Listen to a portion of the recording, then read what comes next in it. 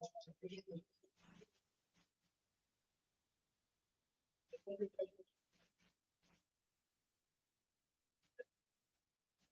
morning. Good morning, ma'am. Good morning, ma'am.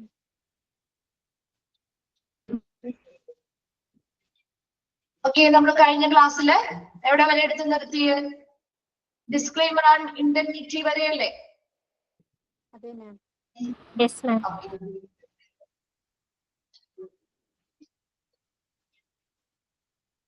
Okay, നമ്മൾ standard agreement പറഞ്ഞിരുന്നോ കഴിഞ്ഞ ക്ലാസ്സിൽ? Standard agreement പറഞ്ഞിരുന്നോ?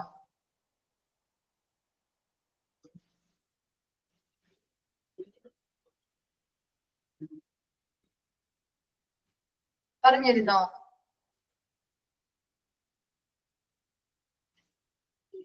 എന്താണ് റിപ്ലൈ ചെയ്യാത്തെ?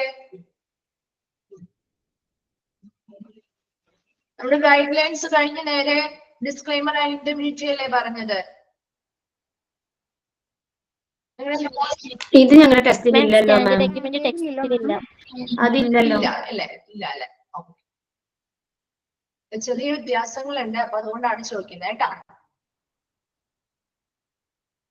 ഓക്കെ, അപ്പൊ നമുക്ക് ഡിസ്ക്ലെയിമർ ആൻഡ് ഇൻഡെൻറ്റിറ്റി എന്ന് പറഞ്ഞാൽ എന്തായിരുന്നു അവിടെ പറഞ്ഞത്? നാബിന് എന്തിനുള്ള അധികാരമുണ്ടെന്നാ പറഞ്ഞേ? എന്തിനുള്ള അധികാരമുണ്ട്? ട്രാൻസ്ലേഷൻ. അതെ, അക്രഡിറ്റേഷൻ കൊടുക്കാൻ, കൊടുത്തത് പ്രവർത്തിപ്പിക്കാനുള്ള അധികാരമുണ്ട്, അല്ലെങ്കിൽ ആ അക്രഡിറ്റേഷനെ റദ്ദാക്കാനുള്ള അധികാരമുണ്ട് അല്ലെ? അപ്പൊ എന്തൊക്കെ റീസൺസ് അല്ലെങ്കിൽ ഫോളോ എന്തൊക്കെ കണ്ടീഷൻസ് മൂലമാണ് നാബിന് ഒരു ഹോസ്പിറ്റൽ അല്ലെങ്കിൽ ഒരു സ്ഥാപനത്തിന് കൊടുത്തിരിക്കുന്ന അംഗീകാരം റദ്ദാക്കാനായിട്ടുള്ള റീസൺസ് എന്തൊക്കെയാണ്? എന്തൊക്കെ റീസൺസ് ആണ് നമ്മൾ പറഞ്ഞത്? 4 റീസൺസ് പറഞ്ഞു അല്ലെ? ഇതിൽ ഒന്നാമത്തത് ഏതായിരുന്നു? ഒന്നാമത്തെ റീസൺ? അതെ, ഫീസ് കൃത്യസമയത്ത് അവര് അടച്ചില്ലെങ്കിൽ അവർക്ക് എന്ത് ചെയ്യാം? ആ നാബിന് ആ അക്രഡിറ്റേഷൻ ക്യാൻസൽ ചെയ്യാൻ അവകാശമുണ്ട്. രണ്ടാമത്തത് എന്താ പറഞ്ഞേ? സെക്കൻഡ് റീസൺ എന്താ? അതെ, ഏതായിരുന്നു പറഞ്ഞത്? പേഷ്യന്റ് സേഫ്റ്റി ഇഷ്യൂ ഉണ്ട് അല്ലെ? അതായത് പേഷ്യൻസിന്റെ സേഫ്റ്റിയുമായി ബന്ധപ്പെട്ട എന്തെങ്കിലും സീരിയസ് ഇഷ്യൂസോ കാര്യങ്ങളോ വരികയാണെങ്കിൽ അതിന്റെ ഭാഗമായിട്ട് എന്ത് ചെയ്യാം? ആ ഒരു നാബിന് ആ ഒരു അക്രഡിറ്റേഷൻ ക്യാൻസൽ ചെയ്യാം. വേറെ ഏത് കാര്യം പറഞ്ഞേ? അത് റെഗുലേറ്ററി ബോഡീസ് അല്ലെ? റെഗുലേറ്ററി ബോഡീസ് ഏത് റെഗുലേറ്ററി ബോഡീസും ആയിക്കോട്ടെ, ആ ഹോസ്പിറ്റലിനെതിരായിട്ട് ഒരു അഡ്വേഴ്സ് ആക്ഷൻ അല്ലെങ്കിൽ ഒരു പ്രതികൂല നടപടി സ്വീകരിക്കുകയാണെങ്കിൽ അതിന്റെ ഭാഗമായിട്ടും നാബിന് ആ അംഗീകാരം ക്യാൻസൽ ചെയ്യാൻ പറ്റും. നാലാമതായിട്ട് ലാസ്റ്റ് വൺ നമ്മൾ എന്താ പറഞ്ഞത്? എന്താ പറഞ്ഞേ? ഫോർത്ത് വൺ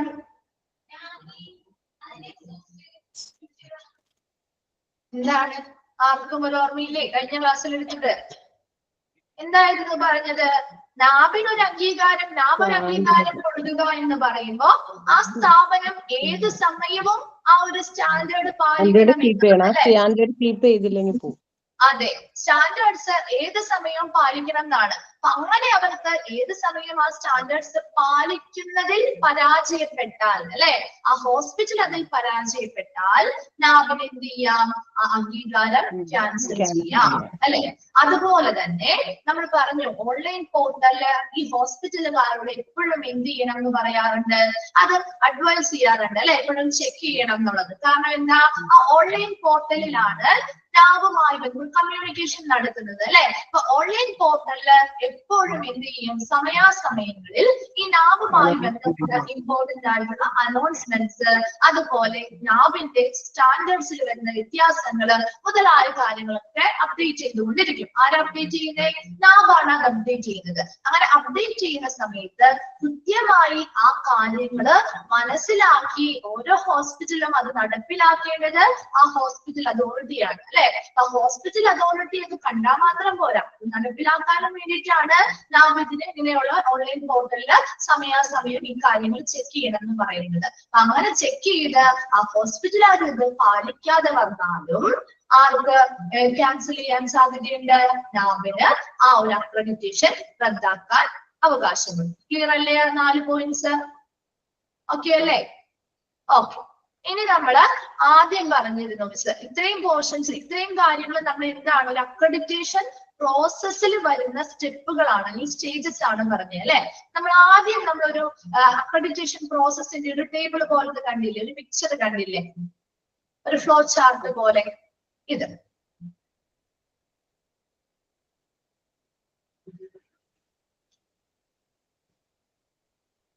ഓക്കെ, ക്ലിയർ ആണോ? കാണാൻ പറ്റുന്നുണ്ടോ? ഓക്കെ, അപ്പൊ അതിനെ ഒന്ന് ശ്രദ്ധിക്കാം കേട്ടോ. അപ്പൊ നമ്മൾ പറഞ്ഞ പ്രോസസ്സുകളൊക്കെ തന്നെയാണ് ഇതിലും വരുന്നത് കേട്ടോ. നോക്കിയേ, അക്രഡിറ്റേഷൻ പ്രോസസ്സ്, നാബിന്റെ അക്രഡിറ്റേഷൻ പ്രോസസ്സിൽ വരുന്ന സ്റ്റെപ്പുകളാണ് പറയുന്നത് കേട്ടോ. ഫസ്റ്റ് വൺ പറയുന്നത് സ്റ്റാർട്ട് ഓഫ് അക്രഡിറ്റേഷൻ ജേർണി. ഒരു അക്രഡിറ്റേഷനുമായി ബന്ധപ്പെട്ട ആ ഒരു ജേർണി സ്റ്റാർട്ട് ചെയ്യുന്ന സ്റ്റേജ് ആണ്. ആദ്യം നമ്മൾ എന്താ പറഞ്ഞത്? Implement the standards four minimum 3 months പറഞ്ഞു അല്ലെ, പറഞ്ഞില്ലേ?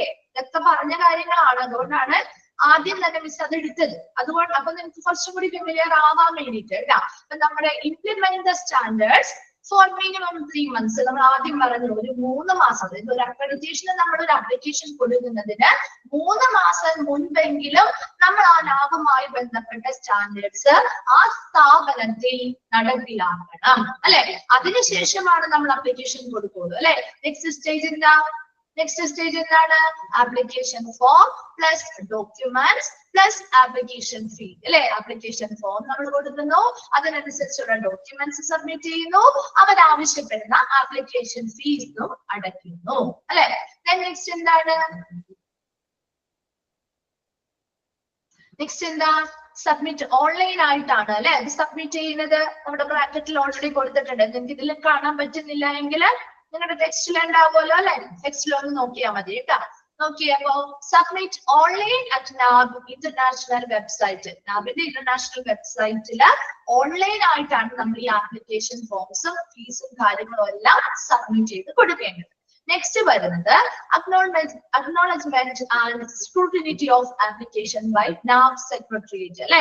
ആ കൊടുത്തിരിക്കുന്ന ആപ്ലിക്കേഷൻ വാല്യൂഡ് ആയിട്ടുള്ള ആപ്ലിക്കേഷൻ ആണോ, ഇവര് സ്ഥിരമായിട്ടുള്ള ഒരു നല്ല പ്രവർത്തിക്കുന്നതായിട്ടുള്ള ഒരു സ്ഥാപനമാണോ എന്നൊക്കെ കാര്യങ്ങൾ, ഈ കൊടുത്തിരിക്കുന്ന ഡോക്യുമെന്റ്സ് കാര്യങ്ങളൊക്കെ ആ നാബിന്റെ സെക്രട്ടേറിയറ്റ് എന്ത് ചെയ്യും? സൂക്ഷ്മ പരിശോധന നടത്തും അല്ലെ. നെക്സ്റ്റ് എന്താണ്? Desktop review by assessor. എന്താണ് ഒരു ഡെസ്ക്ടോപ്പ് റിവ്യൂ എന്ന് പറയുന്നത്? എന്താണ് ഡെസ്ക്ടോപ്പ് റിവ്യൂ? അസസ്മെന്റ് പഠിച്ചില്ലേ? ഡെസ്ക്ടോപ്പ് അസസ്മെന്റ് ഓൺലൈൻ ആയിട്ട് അല്ലെ. ഓൺലൈൻ ആയിട്ട് അവർ ആദ്യം എന്ത് ചെയ്യും? ഈ പറയുന്ന കാര്യങ്ങളൊക്കെ assessor within 1 month of field deposition അവർ ആ ഒരു ആപ്ലിക്കേഷൻ ഫീ അടച്ചതിന് ശേഷം 1 മാസം, ആദ്യത്തെ ആ ഒരു ആപ്ലിക്കേഷൻ ഫീ അടച്ചതിന്റെ ശേഷമുള്ള ആദ്യത്തെ 1 മാസത്തിനുള്ളിൽ അവർ ഈ പറയുന്ന ഡെസ്ക്ടോപ്പ് റിവ്യൂ, അതായത് ഓൺലൈൻ ആയിട്ട് ഈ പറയുന്ന കാര്യങ്ങളൊക്കെ ശരിയാണോ എന്ന് ഒന്ന് അവലോകനം ചെയ്യും. അത് അസസേഴ്സ് ആണ് ചെയ്യുന്നത്. അതിനുശേഷം അവർ ഫൈനൽ അസസ്മെന്റിന് വേണ്ടി വരികയാണ് ചെയ്യുക. അപ്പൊ ആദ്യം കൊടുത്തിരിക്കുന്ന കാര്യങ്ങളൊക്കെ വീണ്ടും ഒന്ന് അവലോകനം ചെയ്ത് ഓക്കെ ആണ് എന്ന് മനസ്സിലായാൽ ബന്ധപ്പെട്ട ഹോസ്പിറ്റലുമായിട്ട് കൂടിയാലോചിച്ചുകൊണ്ട് അവരൊരു ഫൈനൽ അസസ്മെന്റിന് വേണ്ടി വരാം അല്ലെ. അതിനു മുൻപ് വേണമെങ്കിൽ എന്ത് ചെയ്യാം? ഒരു ഓപ്ഷണൽ ആയിട്ടുള്ള ഒരു കാര്യം നമ്മൾ പഠിച്ചില്ലേ ഫൈനൽ അസസ്മെന്റിന് മുമ്പ്? അതെ, എന്താണ്? പ്രീ അസസ്മെന്റ് ചെയ്യാം അല്ലെ. പ്രീ അസസ്മെന്റിന് വേണ്ടി വിളിക്കാം. അപ്പൊ ഇങ്ങനെയുള്ള കാര്യങ്ങളെല്ലാം അതിനുശേഷം ഫൈനൽ അസസ്മെന്റ് വരാണ്. ഫൈനൽ അസസ്മെന്റിന് ഓൺസൈറ്റ് ആയിട്ട് ചെയ്യാം, റിമോട്ട് ആയിട്ട് ചെയ്യാം, ഹൈബ്രിഡ് ആയിട്ട് ചെയ്യാം അല്ലെ. പല മെത്തേഡ് നമ്മൾ പഠിച്ചില്ലേ? പഠിച്ചു അല്ലെ. അപ്പൊ പല മെത്തേഡുകൾ നമ്മൾ പഠിച്ചു. അപ്പൊ അതിൽ ഏത് മെത്തേഡ് വേണമെങ്കിലും അവരുടെ ഇഷ്ടത്തിനനുസരിച്ച് ചൂസ് ചെയ്യാം. അപ്പൊ അതിന്റെ സൗകര്യപ്രദമായ രീതിയിലുള്ള ഏത് മെത്തേഡ് വേണമെങ്കിലും ചൂസ് ചെയ്യാം. Within 1 month of desktop review, ആ ഡെസ്ക്ടോപ്പ് റിവ്യൂ കഴിഞ്ഞ് 1 മാസത്തിനുള്ളിൽ തന്നെ ഫൈനൽ അസസ്മെന്റും നടക്കും. നെക്സ്റ്റ് പറയുന്നത് closure of non compliances including review by assessors within 3 months. ഇനി എന്താണ്? ഫൈനൽ അസസ്മെന്റ് കഴിഞ്ഞു, അവരുടെ കംപ്ലൈൻസ് കാര്യങ്ങൾ, അതായത് നമ്മൾ പറഞ്ഞില്ലേ ഫൈനൽ അസസ്മെന്റ് കഴിഞ്ഞ് അവരുടെ റിപ്പോർട്ട് എന്ത് ചെയ്യും? അസസ്മെന്റ് റിപ്പോർട്ട് ഇവർ റിവ്യൂ ചെയ്യും അല്ലെ. ആ ഹോസ്പിറ്റലുകാർ റിവ്യൂ ചെയ്യും. അവർക്ക് എന്തെങ്കിലും തിരുത്തലുകളോ കാര്യങ്ങളോ ഒക്കെ വരുത്തണമെങ്കിൽ 2 ചാൻസ് കൊടുക്കുമെന്ന് പറഞ്ഞില്ലേ? പഠിച്ചില്ലേ? മറന്നുപോയോ? 2 ചാൻസ് കൊടുക്കുന്നു പഠിച്ചു അല്ലെ. അപ്പൊ ആ 2 ചാൻസുകൾ അതാണ് ഇവിടെ പറയുന്നത്. Closure of non compliances including review. ആ റിവ്യൂ ചെയ്തതിന് ശേഷം അവർക്ക് പാലിക്കാത്തതായിട്ടുള്ള കാര്യങ്ങൾ അവർക്ക് വേണമെങ്കിൽ എന്ത് ചെയ്യാം, തിരുത്തൽ നടപടികളിലൂടെ കറക്റ്റീവ് ആക്ഷൻസ് എടുക്കാം വിത്തിൻ 3 months. ആ 3 മാസത്തിനുള്ളിൽ അവർക്ക് അത് ചെയ്ത് എല്ലാ കാര്യങ്ങളും സെറ്റ് ആക്കാം. Then review of assessment report by accreditation committee. അതിനുശേഷം ആ റിപ്പോർട്ടുകൾ എന്ത് ചെയ്യുന്നു, ആ അക്രഡിറ്റേഷൻ കമ്മിറ്റി കൃത്യമായിട്ട് അവലോകനം ചെയ്യുന്നു. ആൻഡ് നെക്സ്റ്റ് എന്താ പറയുക, approval of accreditation of otherwise the issuance of accreditation certificate. അവർ ആ ഒരു കൃത്യമായ റിപ്പോർട്ട്സ് അവലോകനം ചെയ്ത അക്രഡിറ്റേഷൻ കമ്മിറ്റി എന്ത് ചെയ്യുന്നു, അക്രഡിറ്റേഷൻ അല്ലെങ്കിൽ അംഗീകാരം അപ്രൂവ് ചെയ്യുന്നു. അതോടൊപ്പം തന്നെ ആ അക്രഡിറ്റേഷനുമായി ബന്ധപ്പെട്ട സർട്ടിഫിക്കറ്റ് വിതരണം ചെയ്യുകയും ചെയ്യും. Then next വരുന്നത് surveillance intimation send by NAB secretariat at the end of 12 to 18 months of accreditation. ഒരു അക്രഡിറ്റേഷൻ കിട്ടിക്കഴിഞ്ഞാൽ അതിന്റെ അടുത്ത, അതായത് അക്രഡിറ്റേഷൻ കിട്ടിയ ദിവസം മുതൽ 12 മുതൽ 18 മാസം ആവുമ്പോഴേക്കും ഒരു surveillance intimation send by NAB. NAB ഒരു ഇന്റിമേഷൻ എന്ന് പറഞ്ഞാൽ എന്താണ് ഒരു ഇന്റിമേഷൻ? എന്താണ് ഒരു ഇന്റിമേഷൻ എന്ന് പറഞ്ഞാല് അറിയിപ്പ് അല്ലെ, അല്ലെങ്കിൽ സൂചന അല്ലെ. എന്താണ് ഒരു അറിയിപ്പ് അല്ലെങ്കിൽ ഒരു സൂചന കൊടുക്കുന്നത്? 12 മുതൽ 18 മാസം ആവുമ്പോഴേക്കും NAB സെക്രട്ടേറിയറ്റ് എന്ത് ചെയ്യും, ഹോസ്പിറ്റലിലേക്ക് ഒരു സർവൈലൻസ് അല്ലെങ്കിൽ നിരീക്ഷണത്തിനായിട്ട് ഇവര് എപ്പോഴെങ്കിലും വരും അല്ലെങ്കിൽ ഇന്ന ദിവസത്തേക്ക് വരാൻ ഉദ്ദേശിക്കുന്നുണ്ട് എന്ന രീതിയിൽ ഒരു അറിയിപ്പ് ആദ്യം കൊടുക്കും. മനസ്സിലായോ? അതാണ് അവിടെ പറഞ്ഞിരിക്കുന്നത്. Surveillance of intimation send by the NAB secretariat at the end of 12 to 18 months of accreditation. Accreditation കിട്ടിയിട്ട് 12 മുതൽ 18 മാസം ആവുമ്പോഴേക്കും അവർ ഇന്റിമേഷൻ അല്ലെങ്കിൽ അറിയിപ്പ് അവർ കൊടുക്കും. നെക്സ്റ്റ് എന്താ വരിക, ആ സർവൈലൻസ് നടത്തുകയായിരിക്കും അല്ലെ. Conduct of surveillance assessment. അവിടെ നമ്മൾ ആ ഒരു അസസ്മെന്റ് അല്ലെങ്കിൽ ആ ഒരു നിരീക്ഷണം നടത്തുകയാണ്. അത് എത്ര മാസം ആവുമ്പോഴാണ് പഠിച്ചേ? എത്ര മാസം ആവുമ്പോഴേക്കാണ് സർവൈലൻസ് നടത്തുക എന്നാണ് പഠിച്ചത്? ഇന്റിമേഷൻ 12 മുതൽ 18 മാസം ആവുമ്പോഴേക്കും കൊടുക്കും. അത് 20 to 24 months ആവുമ്പോൾ എന്താണ്, 4 years ആണെങ്കിൽ, അതായത് പല രീതിയിൽ. അപ്പൊ ഒരു ഹോസ്പിറ്റലിൽ ആവുമ്പോൾ അതിന്റെ വാലിഡിറ്റി എന്ന് പറഞ്ഞാൽ 4 വർഷമാണ് അല്ലെ. നമ്മൾ പഠിച്ചില്ലേ, 4 വർഷമാണ് അതിന്റെ വാലിഡിറ്റി. അക്രഡിറ്റേഷന്റെ വാലിഡിറ്റി 4 വർഷമല്ലേ. അതുപോലെ മറ്റ് സ്ഥാപനങ്ങൾക്കാണെങ്കിൽ ചിലപ്പോൾ അത് 3 വർഷമാവാം കേട്ടാ.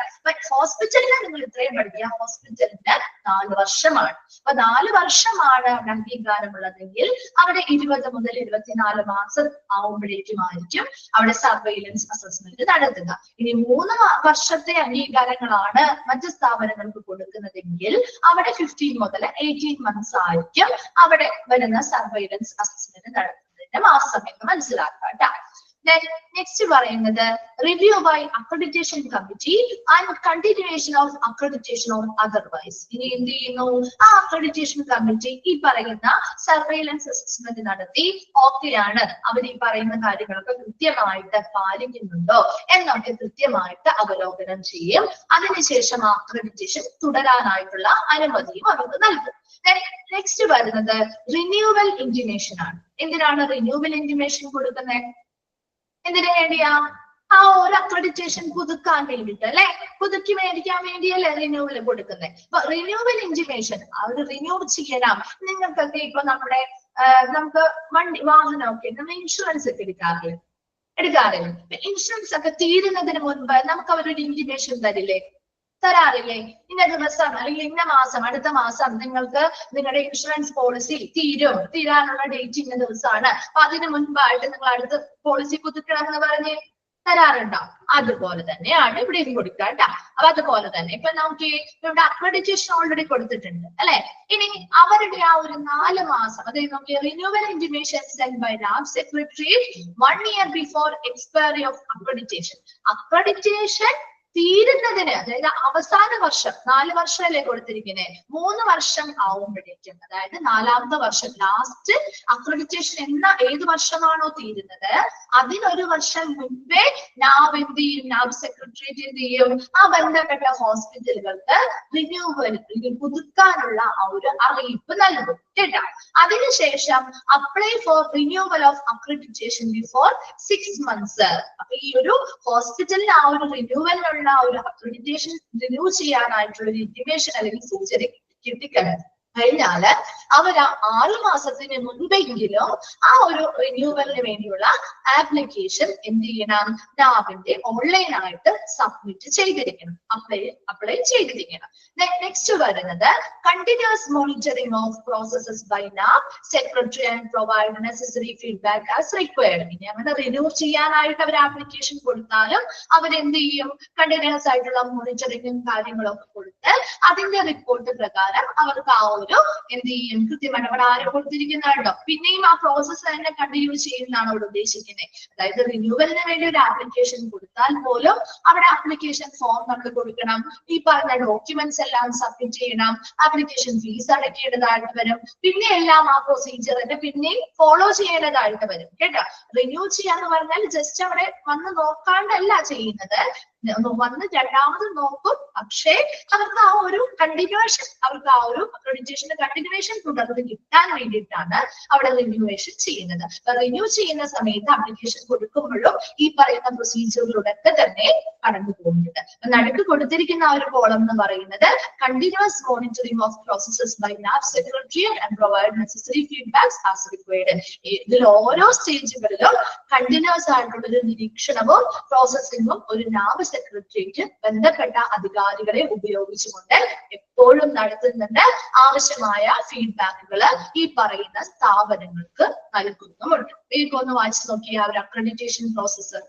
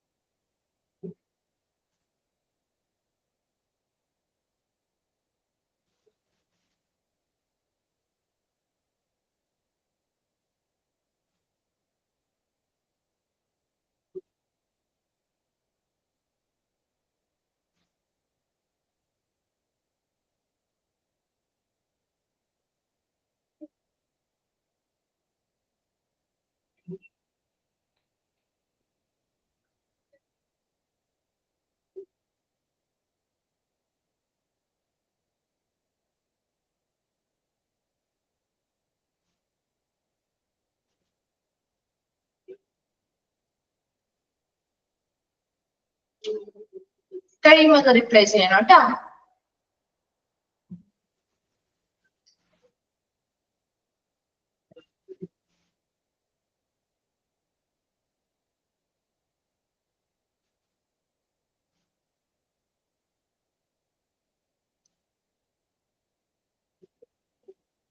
ഓക്കെ ആണോ? ക്ലിയർ ആണോ? ആ ഒരു അക്രഡിറ്റേഷൻ പ്രോസസ്സ് ക്ലിയർ ആണോ? ഓക്കെ.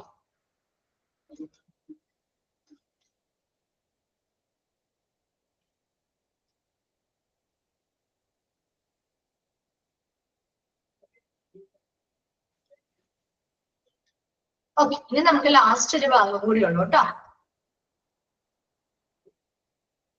ലാസ്റ്റ് വരുന്നതാണ് ട്രെയിനിങ് എന്ന് പറയുന്ന ഭാഗം. ഓക്കെ, ഇപ്പൊ നോക്കാതെ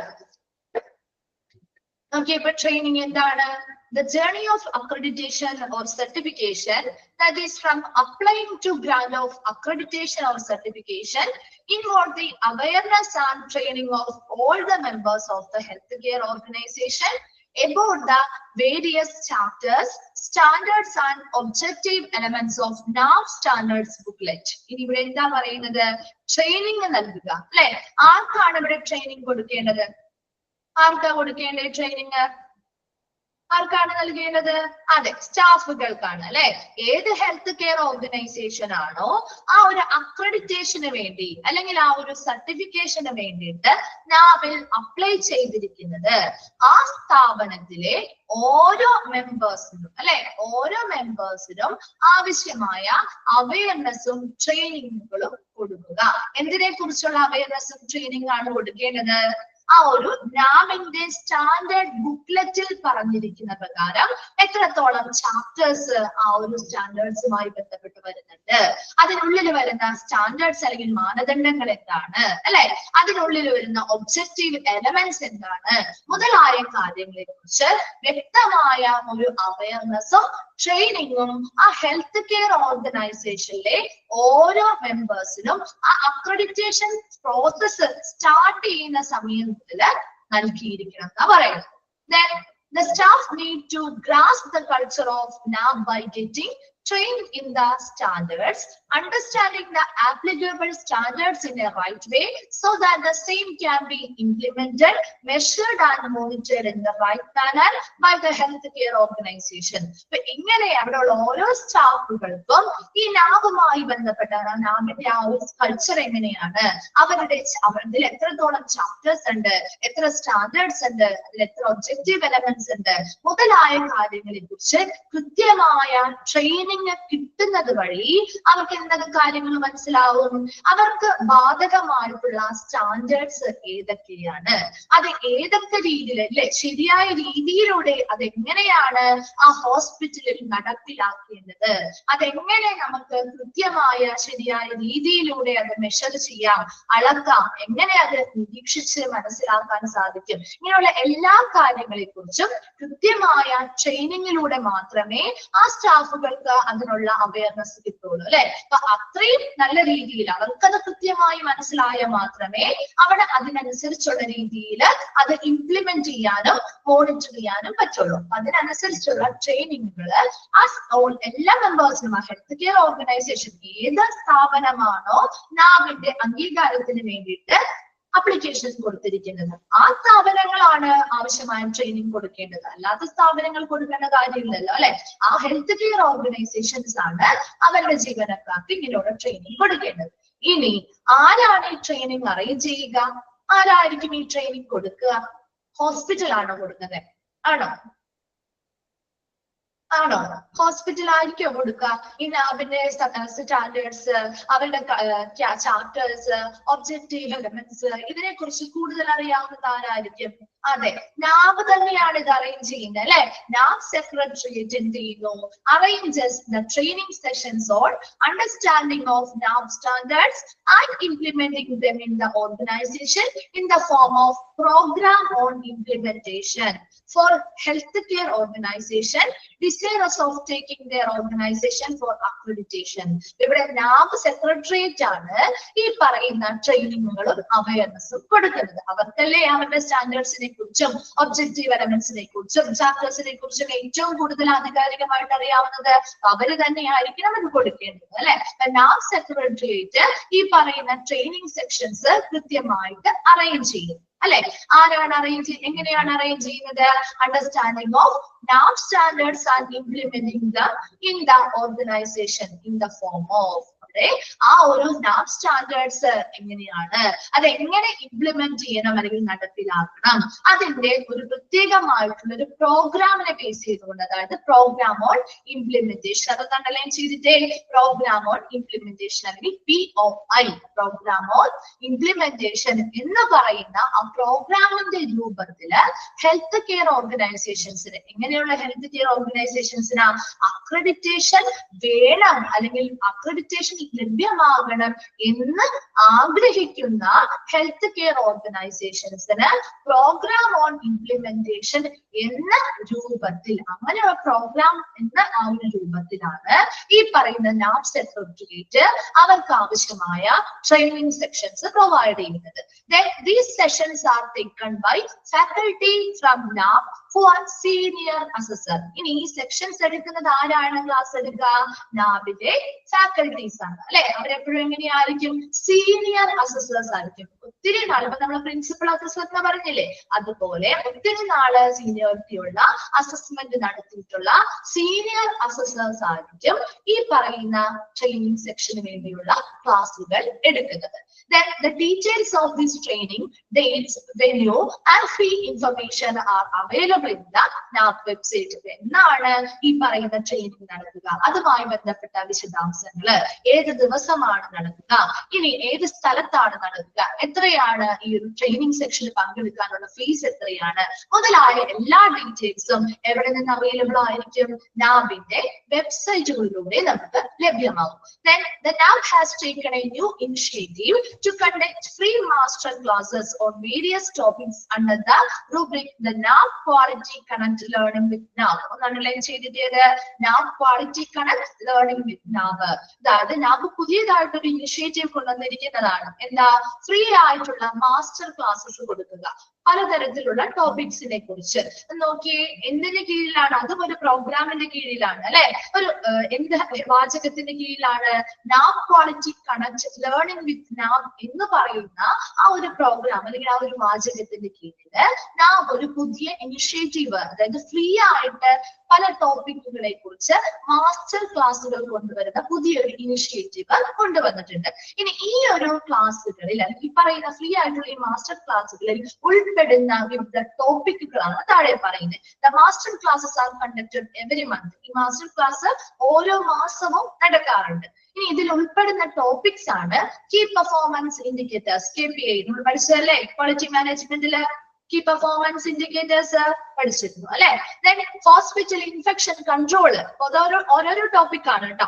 ഈ ഓരോ ടോപ്പിക്കിനെ കുറിച്ചായിരിക്കും അവർ ഓരോ മാസവും ഇങ്ങനെയുള്ള ക്ലാസ്സുകൾ കണ്ടക്ട് ചെയ്യുന്നത് കേട്ടോ.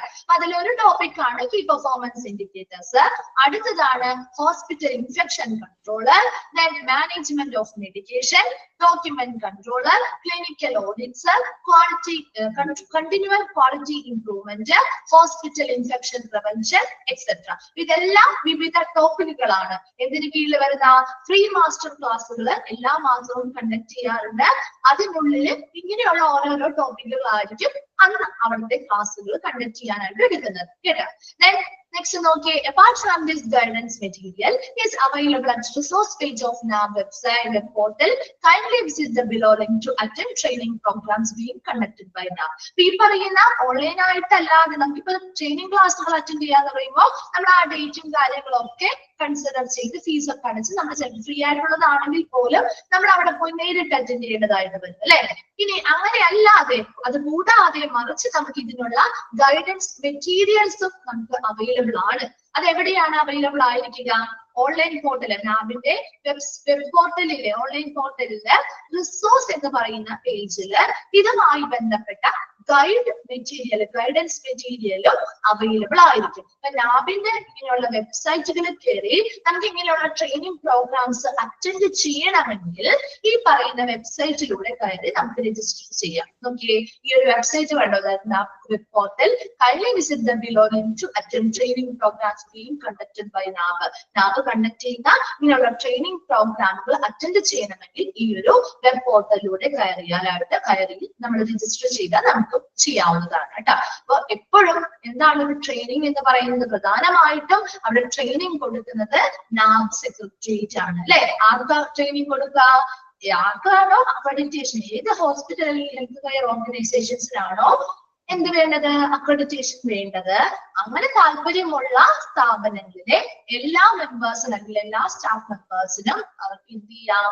ഈ ട്രെയിനിങ്ങിൽ പങ്കെടുക്കാം അല്ലെ? അപ്പൊ അവിടെ കൃത്യമായിട്ടും ആ ഒരു നാബിന്റെ കൃത്യമായ ഗൈഡൻസ് ബുക്ക്ലെറ്റ്, സ്റ്റാൻഡേർഡ്സ് ബുക്ക്ലെറ്റ് അനുസരിച്ചുള്ള അവരുടെ ചാപ്റ്റേഴ്സ്, സ്റ്റാൻഡേർഡ്സ്, ഒബ്ജക്റ്റീവ് എലമെന്റ്സ് മുതലായ കാര്യങ്ങളെ കുറിച്ച് കൃത്യമായ അവയർനെസ് കൊടുക്കും. അതെങ്ങനെ ഇംപ്ലിമെന്റ് ചെയ്യണം അല്ലെ? ഏത് രീതിയിൽ നമ്മൾ നടപ്പിലാക്കണം, എങ്ങനെ അത് മോണിറ്റർ ചെയ്യണം, എങ്ങനെ അത് മെഷർ ചെയ്യണം മുതലായ കാര്യങ്ങൾക്കുള്ള എല്ലാ രീതിയിലുമുള്ള എഡ്യൂക്കേഷൻസും ഇതിലൂടെ അവർ പ്രൊവൈഡ് ചെയ്യുന്നുണ്ട്. ഇനി അത് എടുക്കുന്നത് ആരാ എടുത്തു കൊടുക്കുന്നത്? സീനിയർ അസസേഴ്സ് ആണ് ഫാക്കൽറ്റി ആയിട്ട് അവിടെ വന്ന് ക്ലാസ്സുകൾ കണ്ടക്ട് ചെയ്ത് കൊടുക്കുന്നത് അല്ലെ? ഇനി അത് എന്ത് പ്രോഗ്രാമിന്റെ കീഴിലാണ് നമ്മൾ ചെയ്യുന്നത്? ഏത് പ്രോഗ്രാമിന്റെ കീഴിലാ? മറന്നുപോയോ? POI അല്ലെ? പ്രോഗ്രാം ഇംപ്ലിമെന്റേഷൻ എന്ന് പറയുന്ന ഒരു പ്രോഗ്രാമിന് കീഴിലാണ് അത് ചെയ്തു കൊടുക്കുന്നത്. ഇനി നാബിന്റെ പുതിയൊരു ഇനിഷ്യേറ്റീവ് ആണ്. എന്താ ഒരു ഇനിഷ്യേറ്റീവിന്റെ പേര്? എന്ത് വാചകത്തിലാണ് ഒരു ഇനിഷ്യേറ്റീവ് അറിയപ്പെടുന്നത്? നാബിന്റെ പുതിയൊരു ഇനിഷ്യേറ്റീവ്, ഫ്രീ മാസ്റ്റർ ക്ലാസ്സുകൾ എടുക്കുന്ന ഇനിഷ്യേറ്റീവിന്റെ പേരെന്താണ്? എന്ത് വാചകത്തിൽ അറിയപ്പെടുന്നത്? NABH quality connect and learning with NABH അല്ലെ. അതാണ് ആ ഒരു പേര്. ആ പേരിന്റെ കീഴിലാണ് കേട്ടോ നടത്തുന്നത്. ആ ഒരു പേരിന്റെ കീഴിൽ അവര് ഫ്രീ മാസ്റ്റർ ക്ലാസ്സുകൾ നടത്താറുണ്ട്. അതെല്ലാ മാസവും ഉണ്ടായിരിക്കും. അതെങ്ങനെയാണ്? വിവിധ ടോപ്പിക്കുകളാണ് അവർ ഡിസ്കസ് ചെയ്യുന്നത് അല്ലെ. ക്ലാസ്സുകൾ എടുത്തോളും. ഏതൊക്കെ ടോപ്പിക്കുകളാ? കീ പെർഫോമൻസ് ഇൻഡിക്കേറ്റേഴ്സ് വരുന്നുണ്ട്, ഹോസ്പിറ്റൽ ഇൻഫെക്ഷൻ കൺട്രോൾ വരുന്നുണ്ട്, മാനേജ്മെന്റ് ഓഫ് മെഡിക്കേഷൻ വരുന്നുണ്ട്, ഡോക്യുമെന്റ് കൺട്രോൾ വരുന്നുണ്ട്, ക്ലിനിക്കൽ ഓഡിറ്റ്സ് വരുന്നുണ്ട്, continuous quality improvement, hospital infection prevention മുതലായിട്ടുള്ള പ്രധാനപ്പെട്ട ടോപ്പിക്കുകളാണ് അതിലൂടെ ക്ലാസ്സുകൾ എടുത്തു കൊടുക്കുന്നത്. ഇനി നമുക്ക് ഈ പറയുന്ന ക്ലാസ്സുകൾ അല്ലാതെ നമുക്ക് ഗൈഡൻസ് മെറ്റീരിയൽസും റിസോഴ്സ് പോർട്ടൽ, റിസോഴ്സ് പേജ് എന്ന് പറയുന്ന ഓൺലൈൻ പോർട്ടലിൽ ആ ഒരു പേജിൽ കയറിയാൽ നമുക്ക് ലഭ്യമായിരിക്കും. ഞങ്ങളുടെ ക്ലാസ്സുകൾ അറ്റൻഡ് ചെയ്യണമെങ്കിൽ ഈ പറയുന്ന വെബ്സൈറ്റിലൂടെ കയറി നമ്മൾ രജിസ്റ്റർ ചെയ്താൽ മതിയാവും. ക്ലിയർ ആണോ? ട്രെയിനിങ് ഓക്കെ ആണോ? ഓക്കെ അല്ലേ? ഓക്കെ. നമ്മുടെ ഈ ഒരു ചാപ്റ്റർ കംപ്ലീറ്റ് ആയി കേട്ടോ. മിസ്സിന്റെ ഭാഗം കംപ്ലീറ്റ് ആയി. നെക്സ്റ്റ് ഭാഗം രമ്യ മാം എടുത്തിട്ടുണ്ടാവും അല്ലെ? നാബ് എടുത്തില്ലായിരുന്നോ? ഓക്കെ. വേഗം ഒന്ന് ആ ട്രെയിനിങ് ഒന്ന് വായിച്ചു നോക്കി, എന്നിട്ട് നമുക്ക് നെക്സ്റ്റ് ചാപ്റ്ററിലേക്ക് പോവാം കേട്ടോ. വേഗം ഒന്ന് ആ ട്രെയിനിങ് ഒന്ന് വായിച്ചു നോക്കി.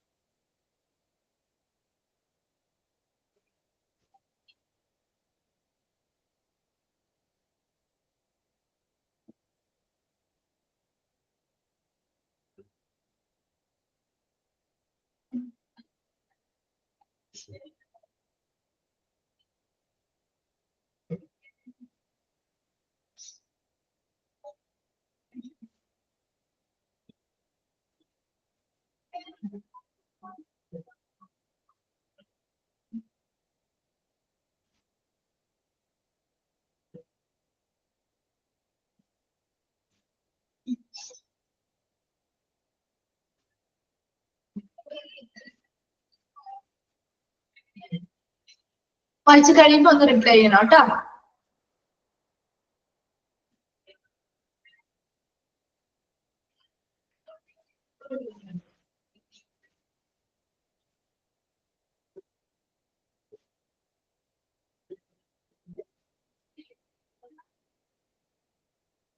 ഓക്കെ, ക്ലിയർ ആണല്ലോ? നെക്സ്റ്റ് ഭാഗത്തേക്ക് പോട്ടെ, അടുത്ത ചാപ്റ്ററിലേക്ക് പോട്ടെ. ഓക്കെ, നമ്മുടെ ഫസ്റ്റ് മോഡ്യൂൾ, നമ്മുടെ 5th PGയുടെ ഫസ്റ്റ് മോഡ്യൂൾ കംപ്ലീറ്റ് ആയി. നെക്സ്റ്റ് മോഡ്യൂൾ സ്റ്റാർട്ട് ചെയ്യാണ് കേട്ടോ.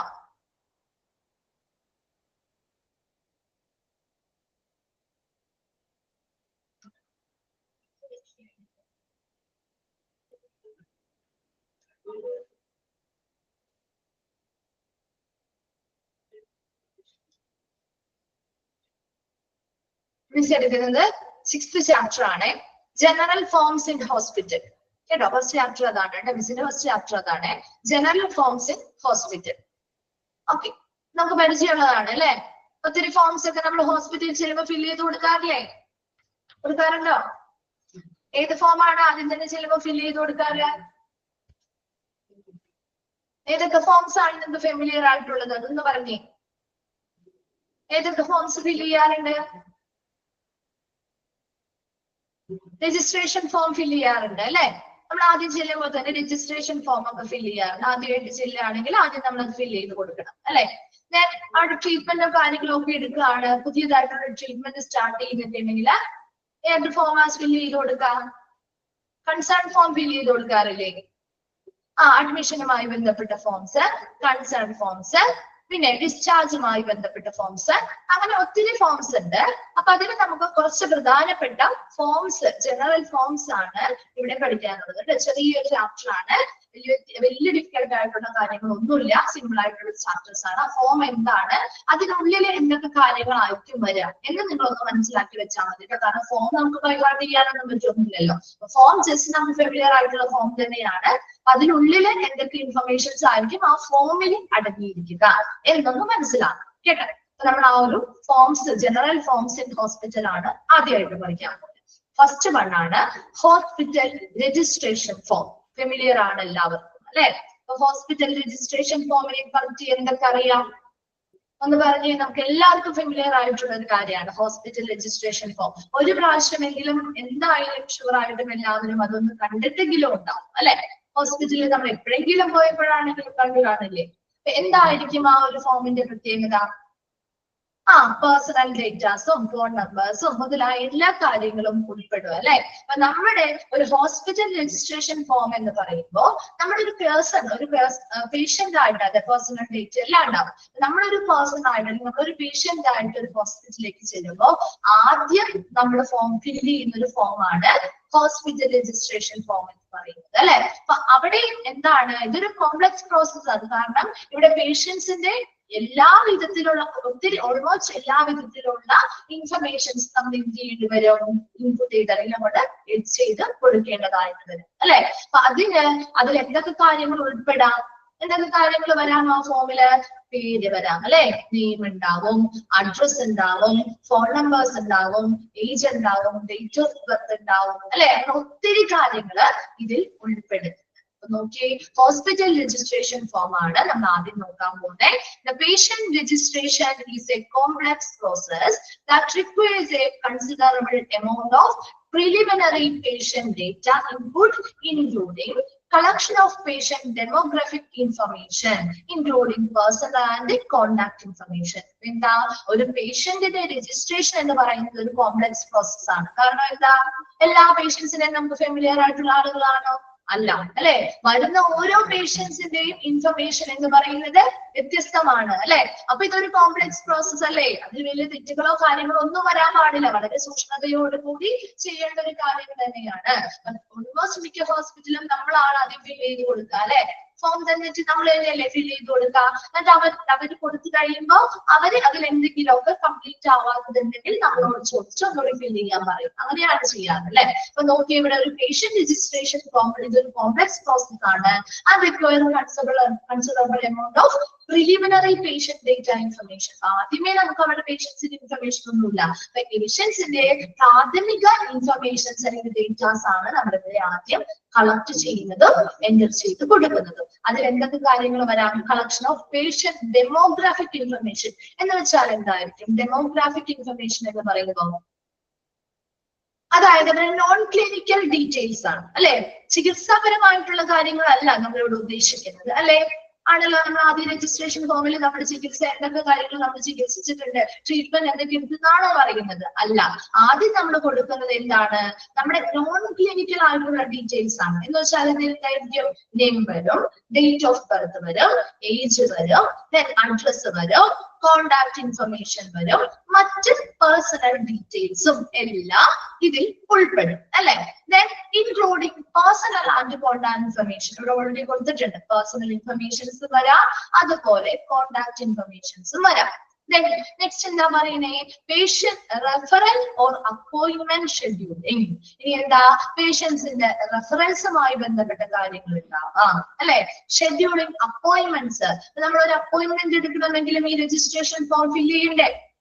കൊടുക്കണ്ടേ? നമ്മുടെ ഡീറ്റെയിൽസ് കൊടുത്താൽ മാത്രമേ അവിടെ അപ്പോയിന്റ്മെന്റ് ഷെഡ്യൂൾ ചെയ്യുകയും ഉള്ളൂ. And collection of patient health history. ഇനി ഈ ഒരു രജിസ്ട്രേഷൻ ഫോമിൽ എന്ത് കാര്യം ചെയ്യുന്നുണ്ട്? പേഷ്യൻസിന്റെ ഹെൽത്ത് ഹിസ്റ്ററീസ്, അതായത് നമ്മളോട് ചോദിക്കാറുണ്ട് അവിടെ ഫില്ല് ചെയ്യുന്ന സമയത്ത് മുൻപ് എന്തെങ്കിലും പേഷ്യന്റ് ബ്ലഡ് പ്രഷറോ ഷുഗറോ കാര്യങ്ങളൊക്കെ ഉള്ളതാണോ, നിങ്ങൾ ഇപ്പോൾ കണ്ടിന്യൂസ് ആയിട്ട് എന്തെങ്കിലും മെഡിസിൻസ് ഒക്കെ കഴിക്കുന്നുണ്ടോ, അങ്ങനത്തെ ചോദിക്കാറല്ലേ? അതെ. അപ്പൊ അവിടെ ആ ഒരു പേഷ്യന്റിന്റെ ഹെൽത്ത് ഹിസ്റ്ററിയും കൂടി നമ്മൾ ഈ ഒരു ഇൻഫർമേഷൻ അല്ലെങ്കിൽ ഈ ഒരു ഫോമിൽ ഉൾപ്പെടുത്തുന്നുണ്ട് കേട്ടോ. അപ്പൊ വേഗം ആ ഒരു ഇൻട്രൊഡക്ഷൻ ഭാഗം വായിച്ചു നോക്കിയിട്ട് നമുക്ക് ആ ഫോമിലേക്ക് പോകാം.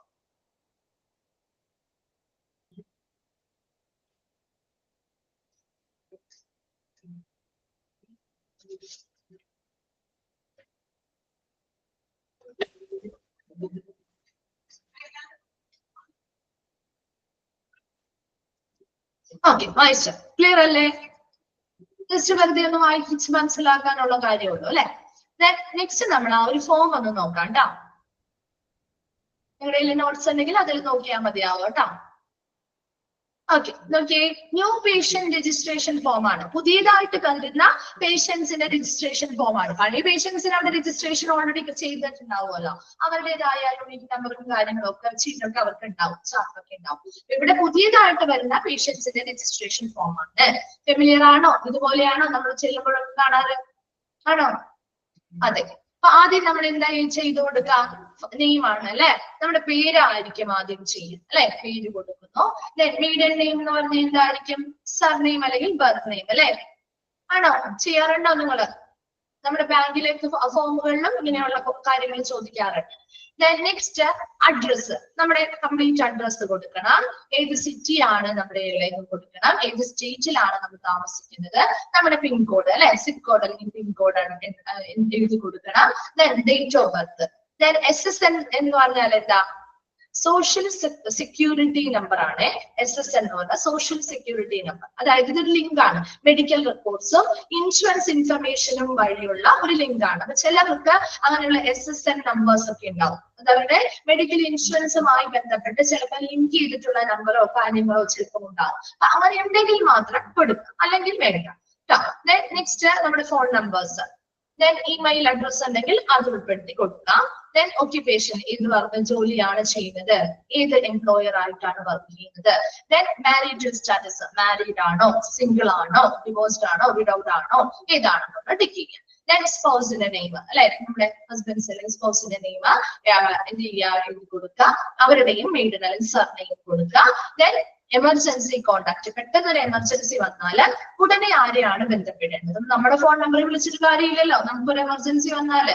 ഇമ്പോർട്ടന്റ് ആയിട്ട് എമർജൻസി നമ്പേഴ്സ്, നമ്മുടെ ആരുടെയാണോ ഏറ്റവും ക്ലോസ് ആയിട്ടുള്ളവരെ എപ്പോഴും വിളിച്ചാൽ കിട്ടുന്ന ആരാണോ അവരുടെ നമ്പേഴ്സ് ആണ് കൊടുക്കേണ്ടത്. ആ ഒരു കൊടുത്തിരിക്കുന്ന എമർജൻസി കോണ്ടാക്ട് കൊടുത്തിരിക്കുന്നവരുടെ അവരും നമ്മുടെ പേഷ്യന്റുമായിട്ടുള്ള റിലേഷൻഷിപ്പ് എന്താണ്? ചിലപ്പോൾ ഹസ്ബൻഡിന്റെ നമ്പർ ആയിരിക്കാൻ കൊടുത്തിരിക്കുക, ചിലപ്പോൾ ഫാദറിന്റെ നമ്പർ ആയിരിക്കാൻ കൊടുത്തിരിക്കുക അല്ലെ. അപ്പൊ അങ്ങനെയുള്ള റിലേഷൻഷിപ്പ് എന്താണെന്ന് കൊടുക്കും. എമർജൻസി കോണ്ടാക്ട് ഫോൺ രണ്ടെണ്ണം ഉണ്ട് കേട്ടോ. എമർജൻസി കോണ്ടാക്ട് ഉള്ളത് ആരാണെന്നും രണ്ടെണ്ണം കൊടുക്കണം. ഒരാളെ വിളിച്ചിട്ട് കിട്ടിയില്ലെങ്കിൽ അടുത്തൊരാളെ വിളിക്കാൻ അല്ലെങ്കിൽ അടുത്തൊരു നമ്പറും കൂടി രണ്ടെണ്ണം പ്രിഫർ ചെയ്യുന്നുണ്ട്. If the patient is minor, ഇനി ഈ പേഷ്യൻസ് 18 വയസ്സിൽ താഴെയാണ് ആ പേഷ്യൻസ് എന്ന് വിചാരിക്കും, അവര് മൈനർ ആണ് അല്ലെ. 18 വയസ്സിൽ കൂടിയാലല്ലേ അവര് മേജർ ആകുന്നത് അല്ലെ? കേട്ടിട്ടുണ്ടോ? അത് മൈനർ ആണ്. അപ്പൊ അങ്ങനെയുള്ള സമയത്ത് please provide the information for the parent or legal guardian. അവരുടെ ലീഗൽ ആയിട്ടുള്ള ഗാർഡിയൻ അല്ലെങ്കിൽ പാരന്റ് ആരാണോ അവരുടെ ഇൻഫർമേഷൻ കൂടി കൊടുക്കണം. നോക്കി, അവരുടെ പാരന്റ് അല്ലെങ്കിൽ ലീഗൽ ഗാർഡിയന്റെ നെയിം, അതുപോലെ അവരുടെ ഫോൺ നമ്പർ കൂടി പ്രൊവൈഡ് ചെയ്യണം. ഇത്രയും കാര്യങ്ങൾ അവിടെ പേഷ്യൻസിന്റെ ജനറൽ ആയിട്ടുള്ള അവരുടെ പേഷ്യന്റിന്റെ ഇൻഫർമേഷൻസ് ആണ്, പേഴ്സണൽ ഇൻഫർമേഷൻസ് ആണ്. എന്തൊക്കെയായിരുന്നു? നെയിം ഉണ്ട്, അഡ്രസ് ഉണ്ട്, പ്രധാനമായിട്ടുള്ള കാര്യങ്ങൾ അവർ പറയുന്നത് കേട്ടോ. നെയിം ഉണ്ട്, അഡ്രസ് ഉണ്ട്, അതുപോലെ ഡേറ്റ് ഓഫ് ബർത്ത്, ഏത് ഇമെയിൽ ID, ഏത് ഒക്യുപ്പേഷൻ ആണ് ചെയ്യുന്നത്, ഏത് മാരിറ്റൽ സ്റ്റാറ്റസ് എന്താണ്, നമ്മുടെ സ്പൗസിന്റെ പേര് എന്താണ്, എമർജൻസി കോണ്ടാക്ട് ചെയ്യേണ്ട നമ്പർ ഏതാണ്, രണ്ടെണ്ണം കൊടുക്കുക. ആ കൊടുത്തിരിക്കുന്ന കോണ്ടാക്ട് ഉള്ള ആളും ആ പേഷ്യന്റുമായിട്ടുള്ള റിലേഷൻഷിപ്പ് എന്താണ്, അതുപോലെ ഇവര് മൈനർ ആണെങ്കിൽ ആ പേഷ്യന്റിന്റെ പാരന്റിന്റെയോ അല്ലെങ്കിൽ അവരുടെ ലോക്കൽ ഗാർഡിന്റെയോ അഡ്രസ്സും പേരും അതുപോലെ ഫോൺ നമ്പറും പ്രൊവൈഡ് ചെയ്യും. നെക്സ്റ്റ് വരുന്നത് ഇൻഷുറൻസ് ഇൻഫർമേഷൻ. ഇപ്പൊ ചില ആളുകൾക്ക് ഇൻഷുറൻസ് കാര്യങ്ങളൊക്കെ ഉണ്ടാവും അല്ലെ. അപ്പൊ അതുമായി ബന്ധപ്പെട്ട ഇൻഫർമേഷൻസും കൊടുക്കണം. നോക്കി, ഇൻഷുറൻസ് കമ്പനി ഏതാണ്, അവരുടെ ഇൻഷുറൻസ് പോളിസി ഐഡി ഒക്കെ ഉണ്ടാവില്ലേ, അവർക്കൊരു യൂണിറ്റ് നമ്പർ ഉണ്ടാവുമല്ലോ, ID നമ്പർ, അത് കൊടുക്കുക. ഏത് ടൈപ്പുള്ള പ്ലാൻ ആണ്, അതെ ഏത് ടൈപ്പുള്ള പ്ലാൻ ആണ്, ഏത് ഗ്രൂപ്പിൽ ഉൾപ്പെടുന്നതാണ്, അതൊക്കെ അവരുടെ ആ ഒരു ഇൻഷുറൻസിന്റെ ഇൻഫർമേഷനുമായി ബന്ധപ്പെട്ട കാർഡ് കാര്യങ്ങളൊക്കെ ഉണ്ടാവും കേട്ടോ.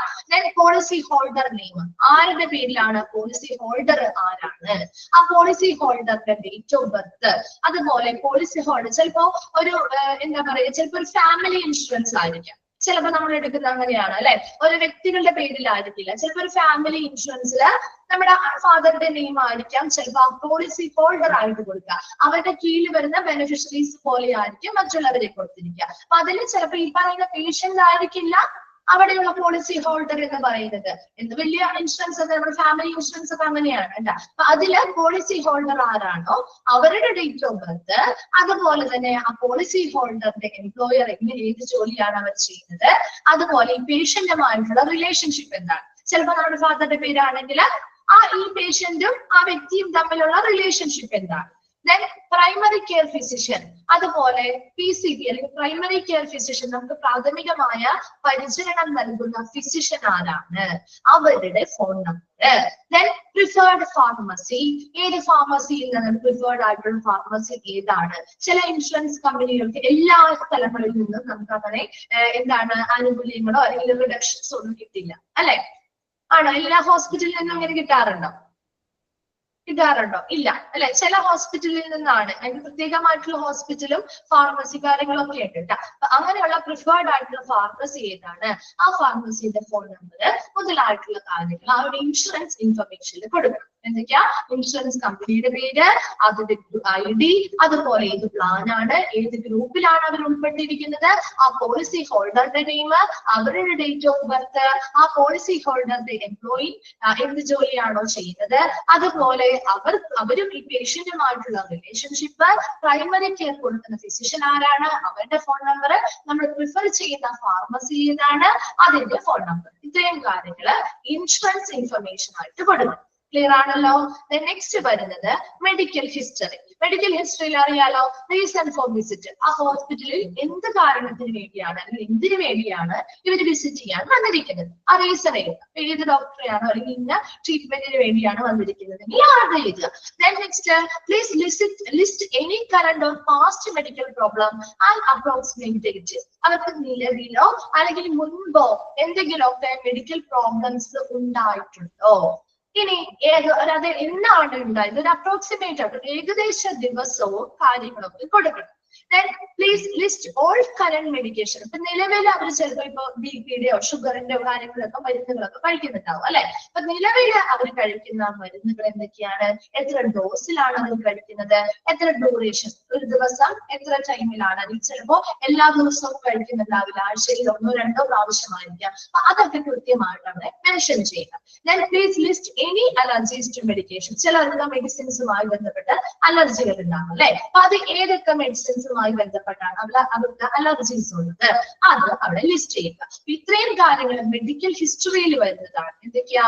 റീസൺ ഫോർ വിസിറ്റ്, അവിടെ വരാനുള്ള കാരണം, അതുപോലെ അവർക്ക് നിലവിലോ അല്ലെങ്കിൽ മുൻപോ എന്തെങ്കിലുമൊക്കെ മെഡിക്കൽ പ്രോബ്ലംസ് ഉണ്ടായിട്ടുണ്ടോ, അത് അപ്രോക്സിമേറ്റ് ഏകദേശ ദിവസം ഏത് ദിവസമാണ് ഏകദേശം അത് ഉണ്ടായിരിക്കുന്നത്, ഇപ്പോ എത്ര നാളായി ഏകദേശം ആ ഒരു പ്രോബ്ലം വന്നിട്ട് എന്ന രീതിയിലുള്ള കാര്യങ്ങൾ കൊടുക്കണം. ലിസ്റ്റ് ചെയ്യുന്നത് എന്താ, ഏതൊക്കെ മരുന്നുകളാണ് നിലവിൽ ഇപ്പോൾ കഴിച്ചുകൊണ്ടിരിക്കുന്നത്, എത്ര ഡോസിലാണ് കഴിക്കുന്നത്, എത്ര നാളായി അവരത് കഴിക്കുന്നു, അതിന്റെ ഡ്യൂറേഷൻ, ഏതൊക്കെ സമയത്ത് എത്ര ഡോസിലൊക്കെയാണ് കഴിക്കുന്നത് മുതലായ എല്ലാ കാര്യങ്ങളും അവിടെ എന്ത് ചെയ്യണം, ലിസ്റ്റ് ചെയ്യുക. നെക്സ്റ്റ് പറഞ്ഞത് മെഡിസിൻസുമായി ബന്ധപ്പെട്ട് എന്തെങ്കിലും അലർജീസോ കാര്യങ്ങളോ ഉണ്ടെങ്കിൽ അതും ലിസ്റ്റ് ചെയ്യുക. ഏതൊക്കെ മെഡിസിൻസ് ആണെന്ന് സ്പെസിഫിക് ആയിട്ട് പറയാം. അതെ, ഹോസ്പിറ്റലിൽ ആരാ റെഫർ ചെയ്യുന്നതൊക്കെ ഉണ്ടാവും, ശരിയാണ് കേട്ടോ. ഓക്കെ, അപ്പൊ ഇത്രയും കാര്യങ്ങൾ വേഗം ഒന്ന് വായിച്ചു നോക്കി. ആ ഒരു ഫോം വലിയ ഡിഫിക്കൽട്ടി അല്ലല്ലോ, എളുപ്പമല്ലേ? ഈ ഒരു പേജ് ഇത് എളുപ്പമുള്ള ചാപ്റ്റർ ആണ് കേട്ടോ, ചെറിയൊരു ചാപ്റ്റർ ആണ്. ഓക്കെ അല്ലേ? നെക്സ്റ്റ് ഭാഗത്തേക്ക് പോവാം, അടുത്ത ഫോം നോക്കാം. ഓക്കെ, ഫോം സി ആണ് കേട്ടോ അടുത്തത്. ഫോം സിയുടെ ഫോമാറ്റ് കൊടുത്തിട്ടില്ല, എന്നാലും ഫോം സി എന്താണെന്ന് നിങ്ങൾ മനസ്സിലാക്കണം. കാരണം ഫോം സി ഇത്തിരി ഇമ്പോർട്ടന്റ് ആണ് കേട്ടോ, നമ്മുടെ ഫെമിലിയർ അല്ലാത്തൊരു കാര്യമാണ്. ഫോം സി അല്ലെങ്കിൽ സി ഫോം ഫോർ ഇൻപേഷ്യൻസ്, ഇൻപേഷ്യൻസിന് വേണ്ടിയുള്ള സി ഫോംസ്. അതിൽ പ്രധാനമായിട്ടും ഈ സി ഫോം എന്ന് പറയുന്നത് ആർക്കായിരിക്കാം? ഒന്ന് ഗസ് ചെയ്യാം, ആർക്കായിരിക്കാം? ഫോറിനേഴ്സിനാണ്. വെരി ഗുഡ്, ഫോറിനേഴ്സിന് വേണ്ടിയിട്ടാണ്. അതായത് ഇപ്പൊ നമ്മുടെ ഹോസ്പിറ്റലുകളിൽ ചിലപ്പോൾ ട്രീറ്റ്മെന്റുകൾക്ക് വേണ്ടി ഫോറിനേഴ്സ് വരാറുണ്ട് അല്ലെ, വരാറില്ലേ? ഹോസ്പിറ്റലുകളിൽ ഫോറിനേഴ്സ് വരാറുണ്ട്. അപ്പൊ ചിലപ്പോ അവരവിടെ ഇൻപേഷ്യന്റ് ആയിട്ട് സ്റ്റേ ചെയ്ത് ചിലപ്പോ ട്രീറ്റ്മെന്റ് എടുക്കാം, അല്ലെങ്കിൽ പുറത്തെവിടെയെങ്കിലും, അതായത് ഹോസ്പിറ്റലിൽ ട്രീറ്റ്മെന്റിന് വേണ്ടി മാത്രം വരും, പുറത്തെവിടെയെങ്കിലും സ്റ്റേ ചെയ്യാം. അങ്ങനെയും ചെയ്യാറുണ്ട് അവര് അല്ലെ. ഹോസ്പിറ്റലിൽ സ്റ്റേ ചെയ്യാൻ താല്പര്യമില്ലാത്തവരാണെങ്കിൽ അവർ പുറത്ത് സ്റ്റേ ചെയ്തിട്ട് ട്രീറ്റ്മെന്റിന് വേണ്ടി മാത്രം ഹോസ്പിറ്റലിലേക്ക് വരാം. അങ്ങനെ രണ്ട് കൂട്ടർ ഏതിതായിക്കോട്ടെ അവര് നിർബന്ധമായിട്ടും ഈ സി ഫോം കൃത്യമായിട്ട് ഫില്ല് ചെയ്ത് ആരിലേക്ക് അയക്കണം, സെൻഡ് ചെയ്യണം? FRRO ഡൽഹി. എന്താണ് FRRO ഡൽഹി എന്ന് പറഞ്ഞാല്? എന്താണെന്നറിയോ? എഴുതി വെച്ചേ. FRRO ഡൽഹി എന്താ? Foreigners Regional Registration Office. Foreigners Regional Registration Office, Delhi. Foreigners Regional Registration Office, Delhi. FRRO.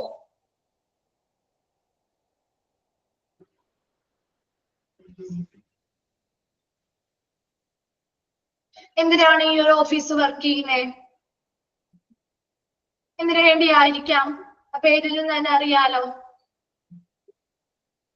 എന്തിനു വേണ്ടിയായിരിക്കും FRRO വർക്ക് ചെയ്യുന്നത്? അതെ, എംബസി പോലെ തന്നെ അല്ലെ. വിസ, ഫോറിനേഴ്സിന്റെ വിസ, ഇമിഗ്രേഷൻ മുതലായിട്ടുള്ളതുമായി ബന്ധപ്പെട്ട സർവീസുകൾ അല്ലെ, ഇന്ത്യയുടെ സർവീസ് നൽകുന്നതാണ്. രജിസ്ട്രേഷൻ ചെയ്യുന്നുണ്ട്, വിസ എക്സ്റ്റൻഷൻ ചെയ്യുന്നുണ്ട്, അതുപോലെ വിസ കൺവേർഷൻ ചെയ്യുന്നുണ്ട്, എക്സിറ്റ് പെർമിറ്റ് മുതലായിട്ടുള്ള കാര്യങ്ങൾക്കൊക്കെ അവർക്ക് ഇപ്പൊ ഓൺലൈനായിട്ട് ഈ ഒരു FRROയിൽ അപ്ലൈ ചെയ്താൽ അതിനുള്ള സർവീസുകൾ നമ്മുടെ ഇന്ത്യയിൽ കൊടുക്കും കേട്ടോ. അപ്പൊ ഈ ഒരു FRROയില് നിർബന്ധമായിട്ടും ഈ പറയുന്ന ഫോറിനേഴ്സുമായി ബന്ധപ്പെട്ട ട്രീറ്റ്മെന്റുകൾക്കോ കാര്യങ്ങൾക്കോ അവർ വന്നാൽ നിർബന്ധമായിട്ടും ഇവർ ഈ സി ഫോംസ് ഫിൽ ചെയ്ത് സെൻഡ് ചെയ്ത് ഇവരെ അറിയിക്കണം. അതൊരു നിർബന്ധമായിട്ടുള്ള കാര്യമാണ് കേട്ടോ. നോക്കിയേ, the hospitals are also legally bound to provide particulars of such foreigners in the prescribed C form to the FRRO Delhi.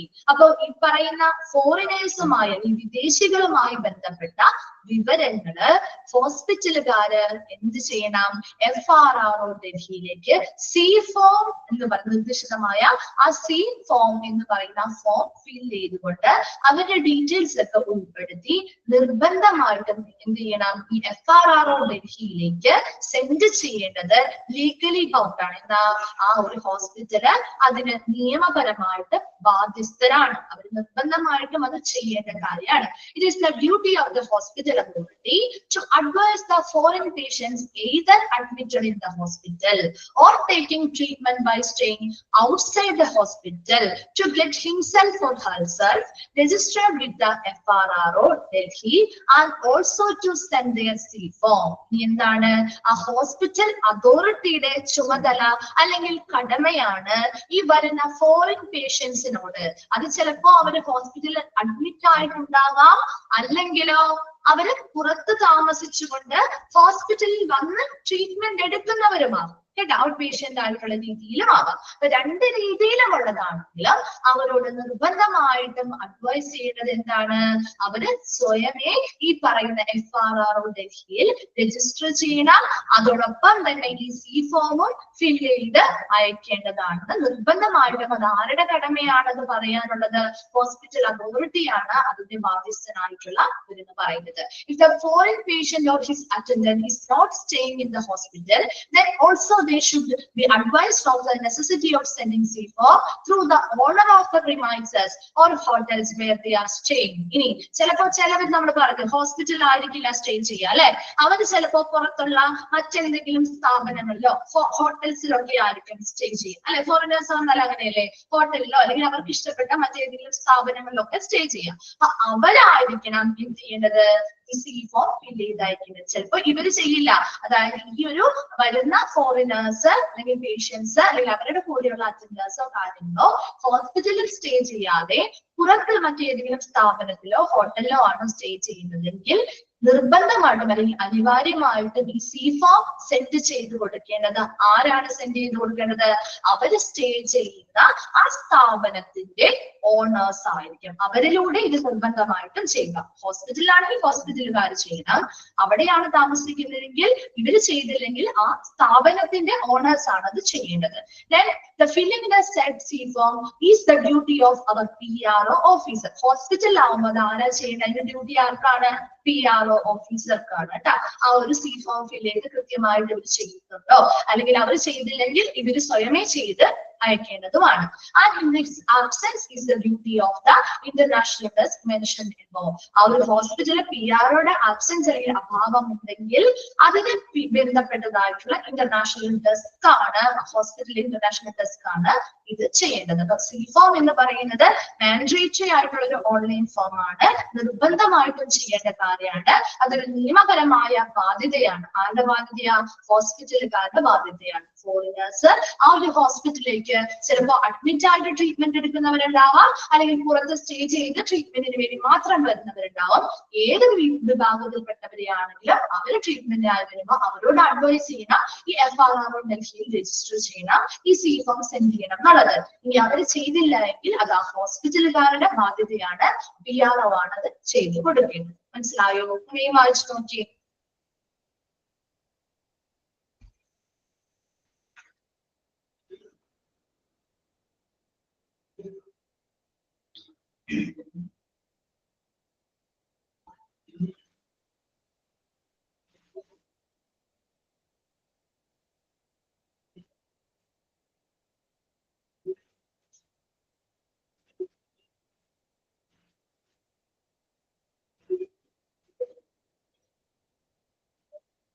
Clear അല്ലേ? ഇത് ഫോം സി ക്ലിയർ അല്ലേ? ഫോറിനേഴ്സ് വന്നു കഴിഞ്ഞാൽ അത് ഹോസ്പിറ്റലിൽ മാത്രമല്ല, അവർ അക്കോമഡേറ്റ് ചെയ്യുന്ന മറ്റ് സ്ഥാപനങ്ങളാണെങ്കിൽ അവർ നിർബന്ധമായിട്ടും ഈ പറയുന്ന ഫോറിനേഴ്സിന്റെ ഡീറ്റെയിൽസും കാര്യങ്ങളും അടങ്ങിയ സി ഫോംസ് അയച്ചു കൊടുത്ത് അവരുടെ രജിസ്ട്രേഷൻ പർപ്പസിന് വേണ്ടിയിട്ടാണ് കേട്ടോ.